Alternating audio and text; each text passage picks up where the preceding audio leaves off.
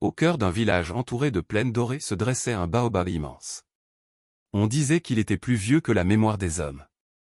Son tronc était large comme une maison, et ses branches semblaient toucher le ciel. Les anciens affirmaient que l'arbre gardait un secret. Mais avec le temps, plus personne n'écoutait ces histoires. Sauf Mariam. Mariam avait 12 ans et des yeux pleins de questions. Elle observait tout. Le vent. Les nuages. Les champs. Cette année-là, la chaleur était plus forte que jamais. Les récoltes séchaient. La terre se craquelait.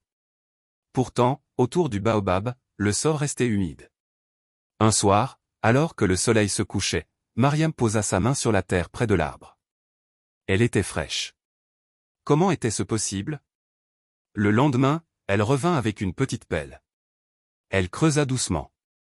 Sous la surface sèche, elle découvrit un réseau immense de racines épaisses, brillantes comme de l'or sous la lumière. Ces racines s'étendaient loin, très loin sous les champs. Elle comprit alors. Le baobab ne gardait pas l'eau pour lui. Il la partageait.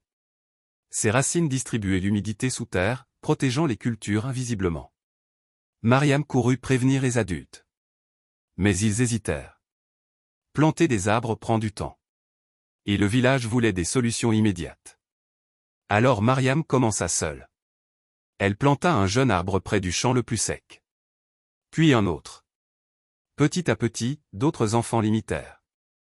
Les semaines passèrent. Les nouvelles pousses grandissaient. Les mois passèrent. Les racines commencèrent à s'étendre. L'année suivante, la chaleur revint.